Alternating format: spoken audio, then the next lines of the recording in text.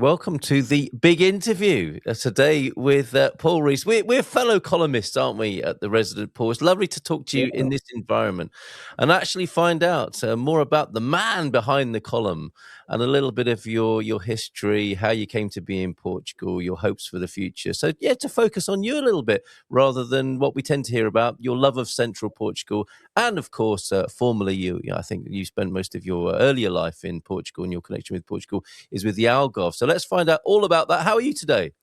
I'm good. Yeah, we're going to be talking about my favourite subject, obviously, which is me. Okay, okay. The Algarve, Central Portugal. No, you, obviously. Me. Yeah, it is. Yes. Yeah. So we are fellow columnists. I think you're a bit more regular than me, matron. I'm on a monthly. And I think okay. I'm weekly. I didn't realise that. Okay, so you're more of an epic, a creator of an epic work, and I'm more disposable chip paper, I think. Yeah, it's something like that. I enjoy it though. It's having a 10-year stint in Portugal media as well. It's good to keep one's hand in, eye in, whatever it is. I'm sure we'll find out about that as well. How do you, as a starting point, how do you describe yourself when you step into a lift or at a dinner party? Just that I run a property investment company in the central region. Okay, simple. Which is pretty simple, and that provokes questions. Are you an estate agent? Are you a builder? Are you this, that, and the other? So it's yes. None of the above. But it goes back to my parents built their own house in 1982, 83 near Armação da Pera, and it's at the time when you could basically buy a field and build a house in it without too many questions being asked. You're limited on the You're limited on the square meterage of the land. So there was that was about the only restriction then. So Dad did the classic retire at 65 and move somewhere sunnier for both their healths. Actually, they were living in the Thames Valley, and Dad had poor lung from sort of left over from the war. So that's what they did, and he lived to 92. I mean, it didn't do badly, really, in the sunshine. Loved every day of it. A lot to be said then for building your own home and moving to Portugal. So were you with them, or were you sort of remotely viewing this adventure unfolding for them? No, I was living in Brighton at the time. But I remember the phone call, Mum saying, we're moving to Portugal. And I said, yes, this is excellent. Because I'd actually done Spanish up to A level at school. So I thought, well, Portuguese can't be that much different. Right, yeah. But I'd suffered from an anti-Portuguese teacher of Spanish. Who was very no, Spanish is the way forward. So I was a bit prejudiced and was delighted. I visited they just finished the house. So late 83 was my first time I set foot in Portugal, and I drove down, crossed the border, and immediately got a speeding ticket. Excellent, well done. As you do. I couldn't work out, it was still a escudos then, I couldn't work it out. I thought, this is going to be like 500 pounds. So I was tanking it. It was thousands of escudos, right? Okay, yeah. Yeah, it was like a fiver. I mean, I was quite delighted. But, very good. So you went and did another one. yeah, exactly. But yeah, it was. So I think then I had every Christmas, bar one or two, for the next 25 years in the Algarve. So I got a very, very interesting view of Portugal, being not the summer season. I didn't visit in the summer. I used to go in early May usually for a bit. But the summer, so the hordes of tourists and the beaches filling up and all that, I never really experienced until I moved there for a couple of years in 87, 88. And at that point, one of my many brothers had a business in the Algarve. It was the first landscaping business. He was doing very well on doing, he always had green fingers. He was doing villa gardens and irrigation and all sorts of stuff. So he was embedded here with his wife and two kids who grew up here. So it was, there was a bit more of a family vibe then. It was quite nice. And then various other brothers would zoom in and out. So my parents managed to create the normal transit lounge home that we'd all been brought up in. Wonderful. But with better weather and this wonderful sort of Portuguese culture to enjoy. No, it's good. And I'm sure they didn't get much time on their own, but they had 6 sons, so the fault is theirs. And then with girlfriends and wives and children and stuff piling in and out, it was a good social time. But my dad also was hugely sociable. So his group of friends, they had a really refreshing social life. Some people they knew from the UK had retired here or had holiday homes. My aunt and uncle lived down the road. It was a really good time through the 80s and through the 90s. And Mum died in 2002, and then Dad. I moved here full time to answer this question in 2002/03, sort of to look after Dad, but it's quite selfish as well. And he the old sod lasted till 2010, well into his 90s, bright as a button, no Alzheimer's or sort of debilitation. Then was just an absolute delight to be with literally till his dying breath. So it was a job well done. So there will be people who know him and remember him, obviously, and the Rees family in the Algarve. Yeah, definitely. I mean, some will remember my brother. I occasionally get emails saying, "Where have you got your brother's email address?" But he moved to France and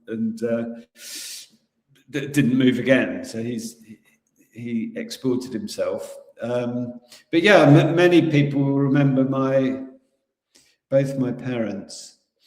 How lovely. How lovely. Various different age groups, not just their age group. The next age group down, my daughter was at the international school. So they knew all the teachers from that era as well, from that generation. So yeah, it was a good time, a classic sort of retirement, fairly well pensioned, selling a house in the home counties, moving to Portugal, keeping a smaller house in the UK. That was the pattern then, and not unusual. I mean, it's kind of exploded now and become less. Would I say elitist? But probably, it was very middle class back then in terms of the residents. And I think that a lot of that intake, their kids were brought up there and stayed on, have raised families themselves. So we're getting into sort of second, third generation. Yes. Interesting immigrant experience. Yeah, for sure. People talk about immigration of second generation, this, that, and the other. I am. Yes. Proudly so by the sound of it. And it just sounds like it's, wonderful. The lifestyle your parents had and the people they knew and how Portugal is would make a wonderful sort of Durrell-esque type movie or book of their life in those times. So you came over as you describe it, in a somewhat sort of opportunistic way, obviously looking after your dad as well. But clearly you haven't gone back. You stayed. You made your own life here. What was that like? What did you do? How did you establish yourself here in Portugal? Well, it was kind of a second home by that time anyway. I was familiar. I picked up some of the language. I was here 2 or 3 times a year.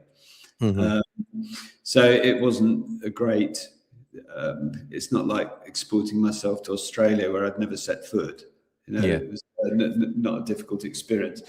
And obviously with Portugal being in the EU, that helped on the administrative side from 86 onwards. So that it was fun. What have I been doing since then? Well, I got interested in property early on and building houses. So I started building villas and then getting into refurbishment. So my sort of daytime job, if you like, was looking for property, dealing with builders, buying and selling, just generally getting immersed in the legal side of that as well, to try and understand as much as a foreigner ever can, the labyrinth of rules. But I set up 2 small businesses and sold them in that time. But really, it was property, until a couple of people, work colleagues between themselves, came to me and said, "We want to set up a newspaper and we want you to pay for it."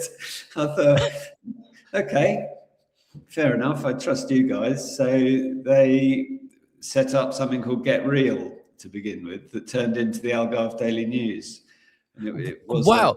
Why Get Real? That's a strange name for a publication. I think it was based on controversy, which I wouldn't say I've courted, but I like pointing out the truth behind the headlines quite often. Okay. I actually had very little to do with it. My conditions were that I would attend one AGM. I wanted nothing to do with the business. I'd be an equal shareholder with the other 2. And good luck, because I was kind of busy doing other stuff, and I was in the position that had the money to fund it. So that lasted, in the print version, a couple of years, I think. And then in parallel to that, you'll probably remember, there was very basic websites, and the newspapers used to have pages that turned and made that noise. Yes. Remember those? Yeah. To make the transition easier for people to read online. Yeah. Yes, it was wonderful. So I found out fairly quickly, as many people were reading it online, and then far more people were reading it online. And then what's the point of having more rainforests chopped down to feed my desire for newsprint? Then there are various changes, and the founders basically one left, and I bought the other one out in lieu of Social Security debt, I think, at the time. So running a newspaper is not a profitable enterprise. It can so easily happen. Yes, yeah. Unless you're a group, unless, like Bruce Hawker, you've got various publications, one can support the other. It's part of a larger media group. It's the only way to do it. But yeah, then it was 2008. So the property market had frozen, as you can imagine. So I either looked at the figures for the newspaper and decided to take the loss there, or thinking, well, I'm not going to be doing much while this is going on. I can write, I can read Portuguese, I can keep the thing going, but do it just online. So that's what I did, which was my evenings occupied, which is fine. So I was kind of looking after Dad at the same time. So it's not like I was out in the pub. And then Algarve Daily News, with its weekend newspaper, became hugely popular. And some would say it was the style of the editor, others because it was fairly blunt. It was blunt as to the news. It was opinionated. Yes. Because I wasn't owned by anyone, I could be as opinionated as I wanted. And very rapidly, we had a huge mailing list. So I would do a mailing on Saturday night for people's Sunday morning reading. And if I was away or skipped a week or whatever, I would say next week this newsletter won't be coming out. Nobody read that bit. I used to get 20 or 30 emails saying, "Are you okay? We didn't get the newsletter this week." I'm sat in bed with my cup of tea, and I've got no newsletter to read on a Sunday morning. How could you, Paul, do that to people?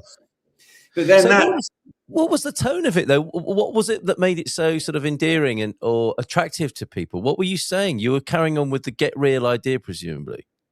Yeah, very much so. So, I mean, it went through all the scandals, all the Socrates scandals, the collapse of Banco Espírito Santo, all the lies, the cover-ups. I just love them.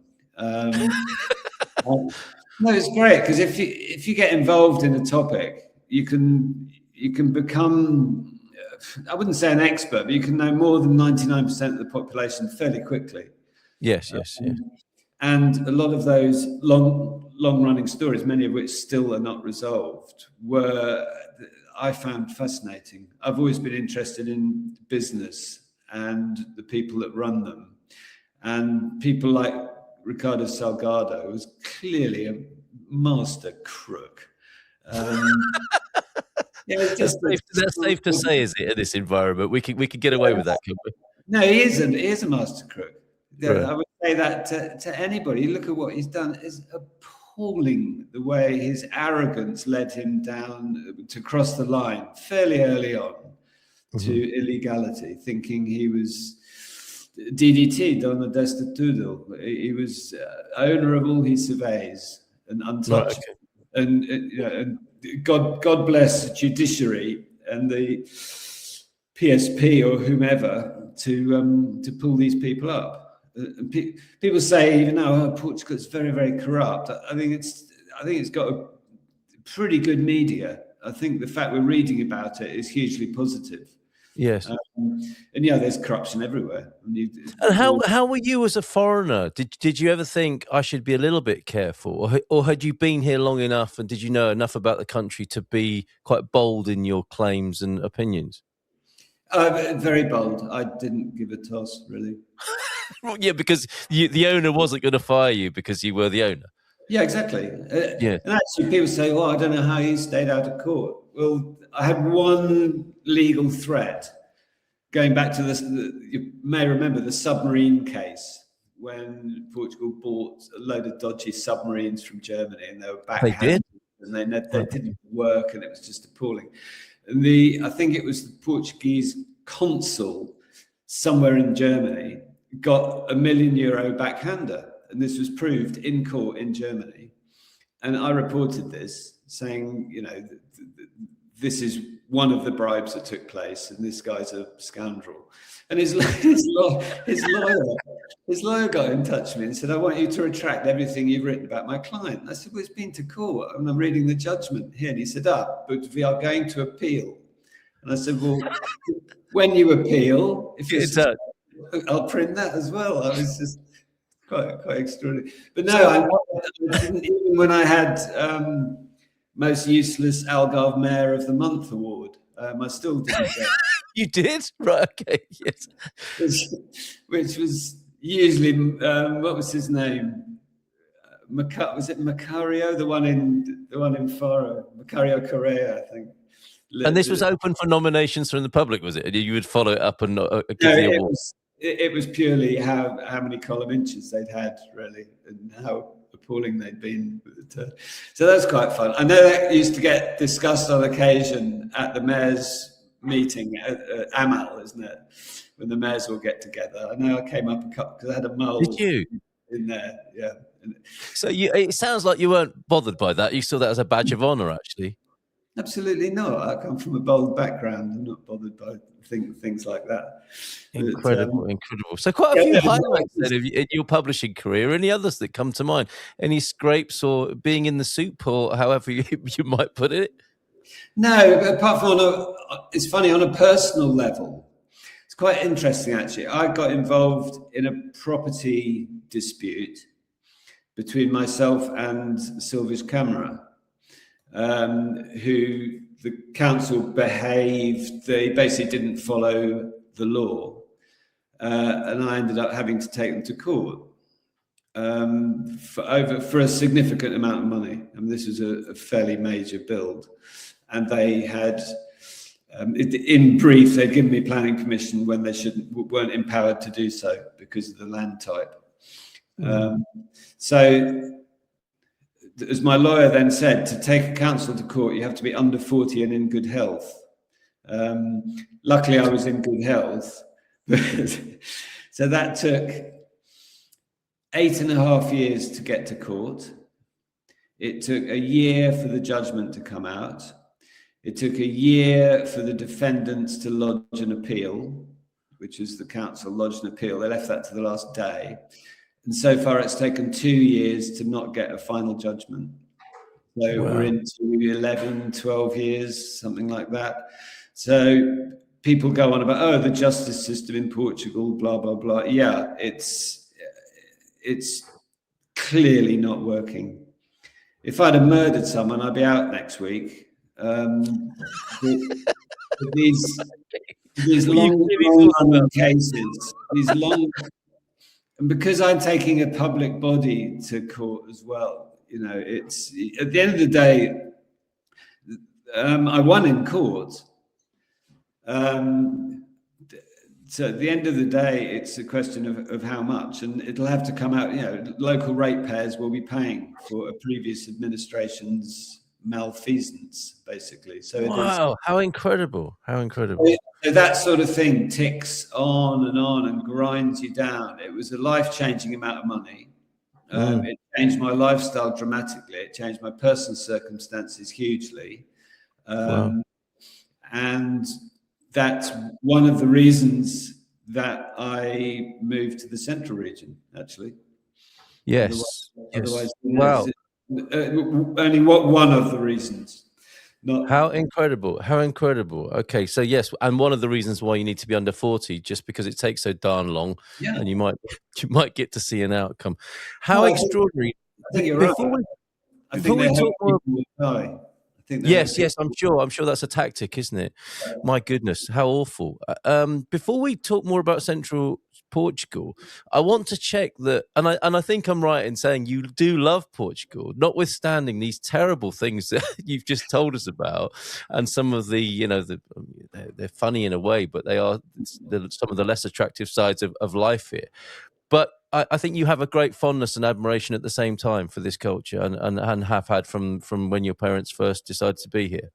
Yeah, I think the first point is the sort of case I was involved in with the local council. It could be in Germany, France, Switzerland. Yeah. It could be anywhere. Yeah. When you've got a public entity lying deliberately because it benefits one of their heads of department directly and financially, that happens everywhere. It's a question of how it's caught and how it's dealt with. So it's how it's dealt with is the issue here, and it's the underfunding of one particular area of public administration.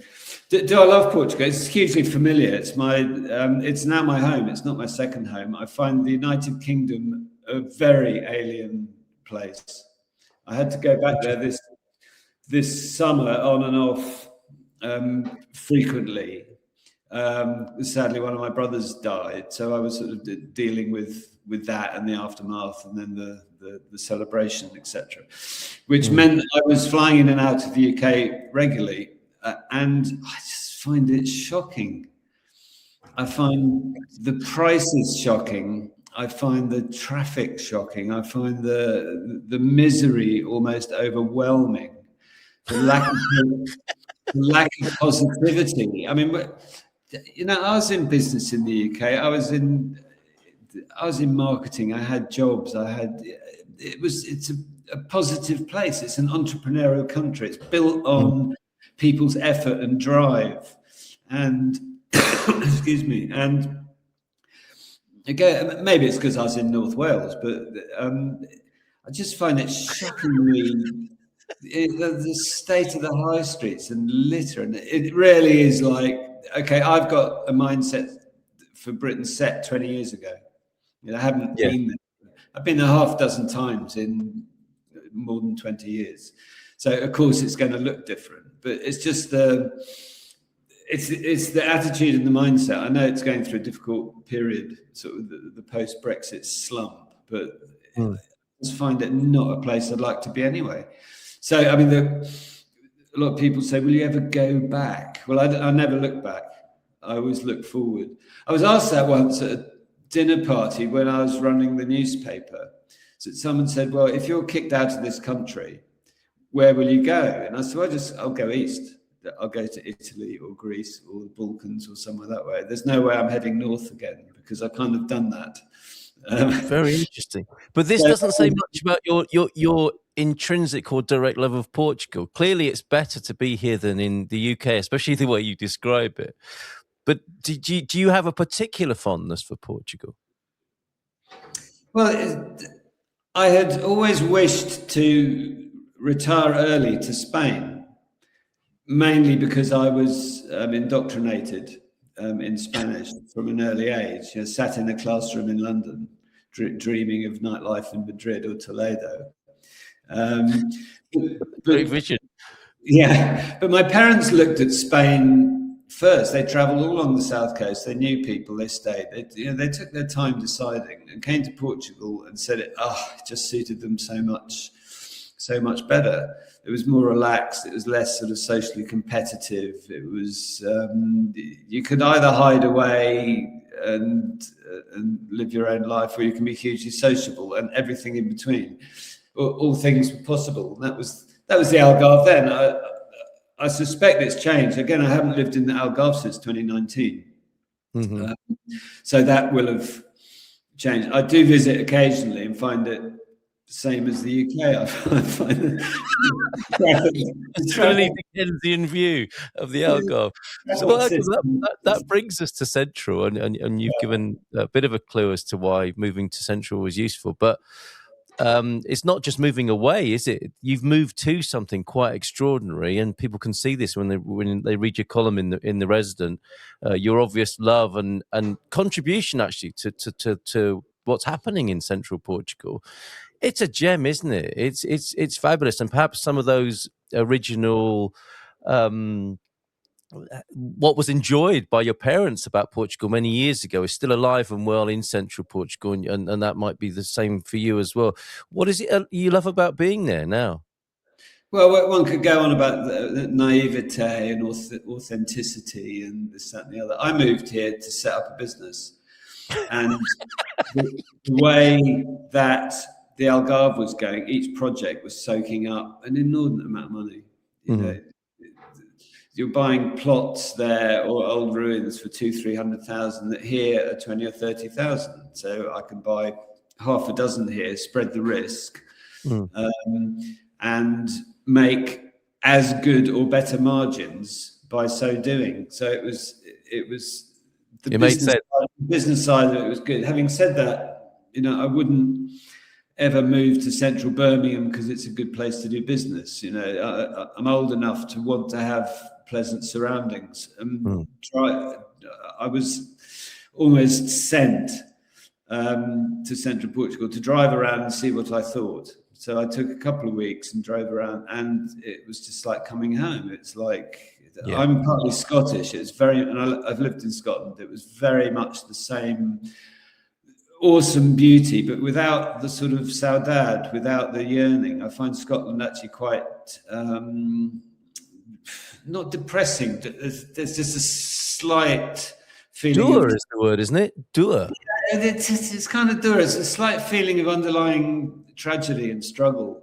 Right.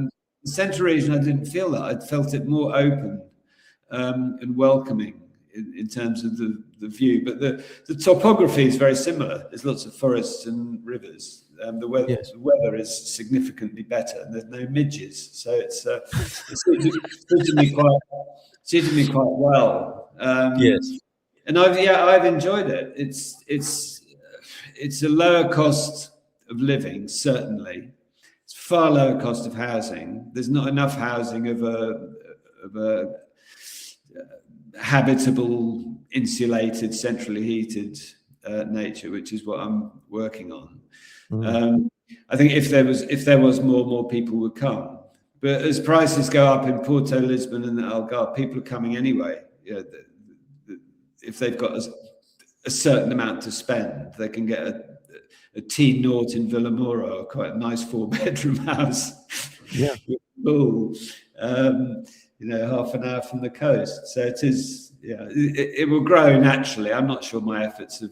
I think we probably publicise the area quite well. Yes, I think you're part of a phenomenon there that's happening, and I'm glad to see it. It's certainly my favourite part of Portugal and the part I fell in love with, and it's lovely to see the work that's going on there. And Portuguese, we've talked about this, haven't we, how Portuguese people are returning to Central Portugal. It's obvious as a choice for foreigners, but to see young Portuguese people returning to Central Portugal with their families is an absolutely wonderful thing.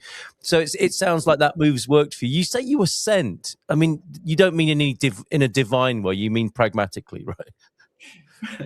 Pragmatically. I just finished a big project in the south, and I was tired, so it was suggested that I had a holiday. And I said, no, I need to work out what I'm doing next. And Okay. I've seen some price comparisons of houses in the centre, and I thought, well, I actually don't know the centre of this country. You know, I'd been to Evora, Montserrat, and maybe Castelo Branco. That's about it. I've been to the north of the country more often than the centre. It was just something you passed on the way. So I'm really pleased I took the time to drive around it and stop and go up to the ski resort and have a chuckle, you know. The ski resort, yes, the Vodafone ski resort. Yeah, amazing. Yeah. And well, actually, you know that brings something up in terms of Algarve centricity, of which you may have been accused of being a part previously, and you're clearly someone who's broken away from that, in a way that the Algarve for some people can be synonymous, if not represent Portugal completely. What do you say about that? And I mean, people may in some way see you as a little bit of a traitor to the south. You've broken away. How do you see that? And do you think that's going to continue as a trend in terms of the perception of Portugal? I think me moving here actually was a positive thing, because being in the media in the south, a lot of people, for better or for worse, knew who I was. And moving to the centre and standing up and saying, actually, this is really quite interesting. I think a lot of people thought, oh well, if Paul's doing it, let's have a think, rather than being a vague wasteland beyond the Alentejo. So yeah, a lot of people also thought I was mad. It's quite interesting in the sort of business class, the business strata, if you like, in the Algarve. A lot of people thought I was mad. It won't last a year. Don't know what you're doing. Well, that's great. Sort of 6 years on. That's he'll be back. He'll be back. Yeah, he'll, but clearly he'll not. Yeah, he'll be back. But it's quite interesting. Even the lady that bought my parents' villa that they built in '82, who bought it in '02 and has been there ever since and has brought up a lovely family. She now is looking to move further north from the Algarve to have more space for herself. Her family's obviously grown up and left, for horses and stables, and wants a farm, as long as the house is perfect, centrally heated, etc., etc. So, you know, but people that have been in the Algarve a while can take full advantage of the rise in property prices. Yes, indeed. Yeah. But yes, buy you're on the same size or larger if they want up here, and bank the difference. So there, in terms of the economy, or the economics, people are working out that maybe I wasn't so crazy to begin with. Well, that's quite a good note to conclude on, and I hope we'll talk again, maybe later next year. I want to talk to you about what you think is going to happen in Portugal in the coming year and the times ahead. But clearly, the message back to the Algarve from Central Portugal from Paul Rees is: you said you thought he was mad. Well, look who's having a great life up in Central Portugal now, everybody. On to that subject then of your hopes for the country, and for perhaps that region as well, Paul. What are you looking forward to? What are you hoping for 2026? I think the region strangely has benefited from government policy, which is the under 35s 100% mortgage support package. That has had a noted effect on houses under 350,000, whatever it is. And that's brought a vibe. You know, as you said, young couples from Lisbon are now looking around here. They're all digital. All they need, their first question's broadband, second question schooling. So that's interesting. So I think if the government continues to pay more than lip service to the inland regions, as they call them, that can only be a good thing. You know, the country is very Lisbon, Porto, and Algarve centric, and that's where the money's generated. You know, if you look at the Algarve's enormous contribution to the exchequer, compared to the central region. You know, the central. Why would we resource that? But it is part of a bigger movement within Europe to repopulate the areas that actually agricultural policy largely has created the depopulation in the first place. So Yes. so Brussels Central and the CAP has helped very much rid the interior of Portugal of population. And Yes. now there's a natural, it's a bit like a wave going out and coming back in. I think there's a natural move to repopulate. A lot from incoming foreigners and a lot from younger Portuguese who cannot afford to pay 1,250, 1,500 a month to rent a crappy apartment in a bad area of Lisbon. Yes. To work in a job where they're clearing about the same as the rent. So it's, so the economics look good for the Central region, as I'm surprised prices are still as reasonable as they are, bearing in mind there's not many people doing what I'm doing. Well, there's nobody doing what I'm doing, but there's not enough well-presented properties on the market to satisfy a more modern demand.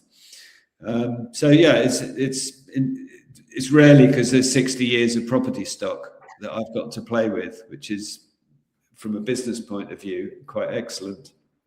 And by the sound of it, a trend you would like to see continue. Rural-properties.com is where to look at the style and approach that Paul has.